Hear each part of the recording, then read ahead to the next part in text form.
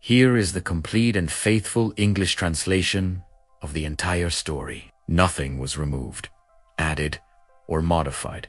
Every single word and sentence has been translated exactly as provided. Imagine a woman who had nowhere to sleep, but every night, before looking for any corner on the street, she still separated food for those who were hungrier than her. This is the story of Anna Clara, a story that almost no one knows until today. Prepare your heart, because this story is going to hurt, and then it's going to heal. Anna Clara was 29 years old and had a smile that could still light up the dining room of the small restaurant, Sabor da Esperanza. Even when the whole world seemed dark, she woke up every day at 5 in the morning at the provisional church shelter, took a quick shower, put on her already faded light blue uniform, and walked 40 minutes to work. She had no home, she had no family, she had no one else. Her husband had abandoned her 2 years earlier, taking everything they had, including her hope of one day becoming a mother. Her mother had passed away the previous year. Her father had never really existed. But Anna Clara had a dangerous gift. She felt the pain of others as if it were her own. Every night, when the restaurant closed, she separated the leftovers that were still good.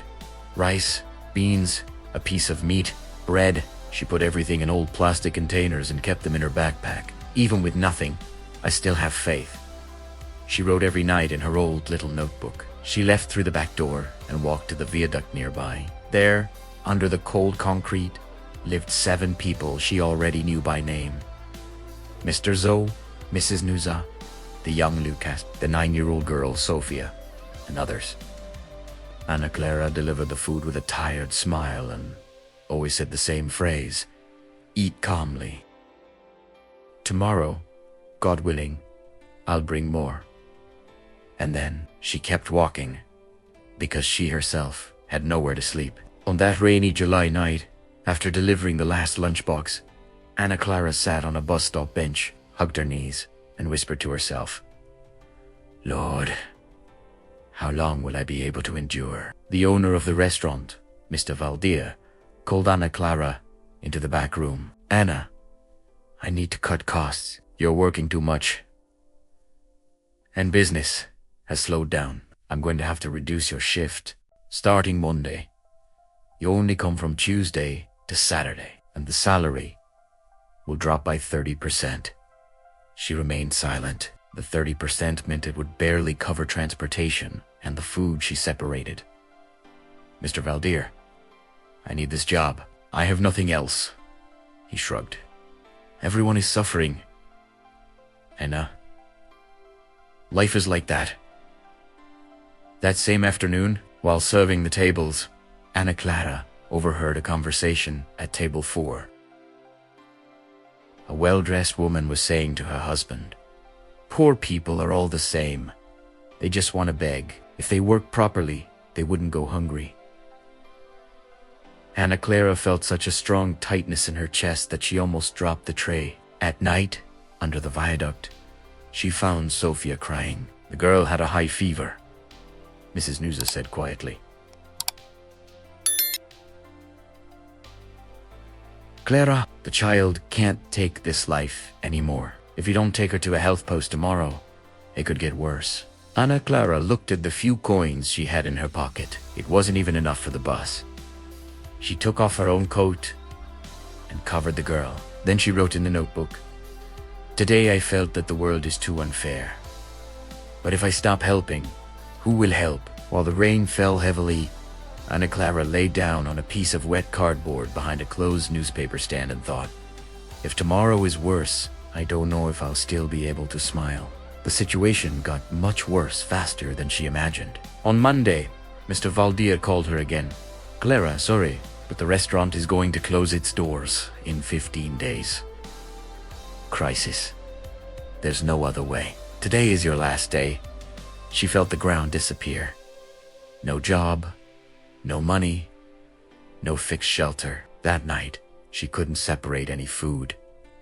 She had nothing left to separate. She arrived at the viaduct, empty-handed for the first time in almost 2 years.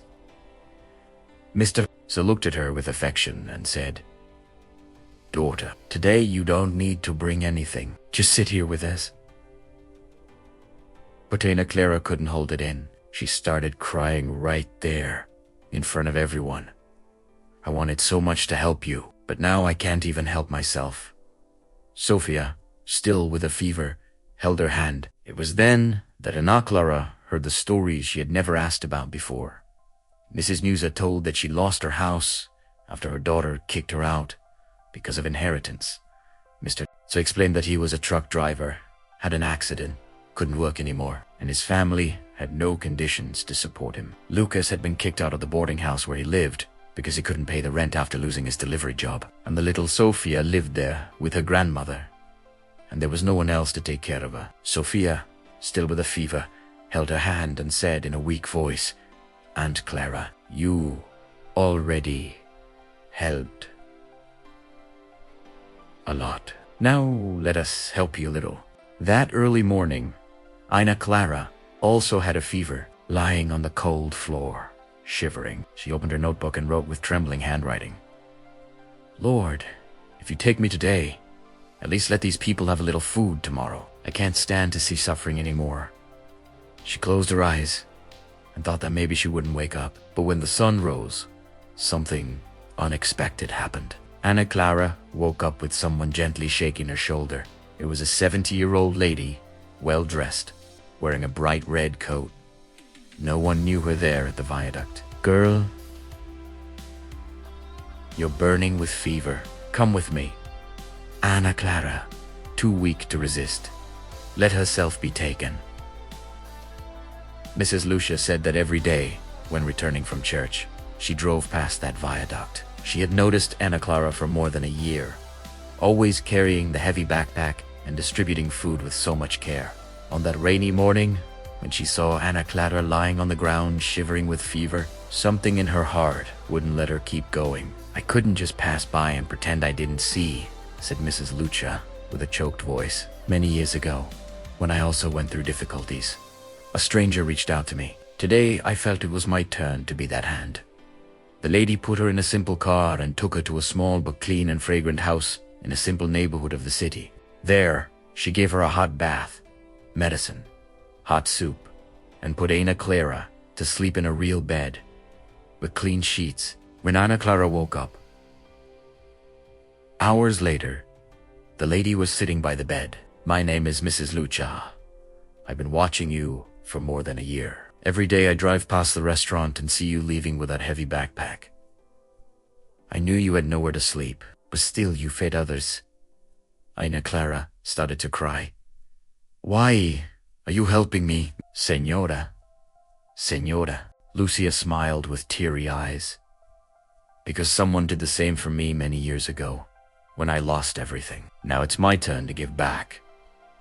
But what Mrs. Lucia would do the next day would change Ana Clara's life forever. Mrs. Lucia was a widow and owner of a small plot of land with an old house that had been closed for years. The next day, she took Ana Clara there. "This house belonged to my son. He passed away 4 years ago. I never had the courage to rent it or sell it, but yesterday, when I brought you here, I felt it was time." She handed the keys to Ana Clara. "You can live here, no rent. Just one condition. Keep doing what you be always done. Keep helping those who are hungry." Ana Clara couldn't speak. She just cried. But the biggest twist was still to come. Mrs. Lucia had recorded, without Ana Clara knowing, a short video of her delivering lunchboxes at the viaduct. She posted the video on a local social network with the title, "The Waitress Who Had No Home, But Fed Those Who Were Hungry." In less than 48 hours, the video exploded. More than 400,000 views. People started showing up at the viaduct with food, clothes, blankets. The restaurant Sabor da Esperanza was sold by so many people that Mr. Valdier decided not to close the doors anymore. And the most beautiful part, several families offered better jobs to Ana Clara, but she refused them all. "I want to keep working there. It's where I learned to serve." However, the greatest revelation was still to come. 2 weeks later, Ana Clara was organizing the new house when someone knocked on the door. It was Mr. Valdir. He looked different, eyes downcast, repentant. Aina, I've watched your video. I didn't know you were going through as much hunger as the people you helped. Primera dazwa. It's unfair. I was blind. He extended an envelope. This is the salary I owe you from the last few months, with adjustment. And one more thing. I want you to be my partner. Half of the restaurant is yours, if you accept. Ana Clara looked at him, surprised. Mr. Valdir, you don't need to do this. I do need to, because you taught me something that money never taught me. That having little and giving everything is richer than having a lot and giving nothing. That same night, Ana Clara gathered everyone from the viaduct in our new house. For the first time, they ate sitting at the table, with real plates. She opened the old notebook and read aloud the last sentence she had written on the coldest night. Lord, if you take me today. She stopped, smiled through her tears, and completed, Thank you for not taking me, because today I understood that the miracle was not me helping others. The miracle was the Lord using my pain to transform so many lives. And it was there, in that simple room, full of people who once had nothing, that the most beautiful moment of all happened. Months later, Ana Clara's house became Clara's house, a place where those who were hungry could eat. Those who had no shelter could rest for a few days, and mainly, where people learned that no one needs to have much to make a difference. Sophia and her grandmother were welcomed by a good family who met them through the project. Mrs. Nuza and Mr. Za got decent jobs. Lucas went back to studying. Ana Clara never slept on the street again, but every night before sleeping, she still wrote in the new notebook. Even when I had no shelter, I had something more important, a heart that still knew how to love. Ana Clara's story teaches us a powerful truth. It is not the amount we have that defines who we are. It is what we do with the little we have left. Even without a roof, she gave shelter to the hearts of others. Even hungry, she fed those who were hungrier than her. And the universe, in a mysterious and beautiful way, return multiplied everything she gave for free. She discovered that true generosity does not depend on what is left over, but on what the heart decides to offer. Many who passed by that viaduct before looked away. Today they stop, help, and tell her story as an example. Ana Clara often says quietly, I had nothing, but God used the little I had to change many things. Today, when someone arrives desperate at Clara's house, she looks into the person's eyes and repeats the same phrase she used to say at the viaduct. Eat calmly. Tomorrow, God willing, I'll bring more.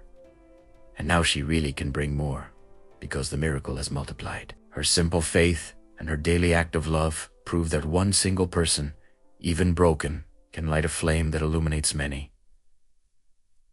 If you have little today, don't wait to have a lot to start helping. Start with what you have. Start today, because sometimes the greatest light is born exactly from those who are in the dark. If this story touched your heart, do two things for me. Share it with someone who needs to hear that it is still worth being good. Write in the comments, I believe that love multiplies. And if you have already lived or seen something similar, Tilly Bello. Your story can also be someone's miracle. Thank you for watching until the end. May God bless you, and may you never lose the will to help, even when you think you have nothing to give, even without shelter.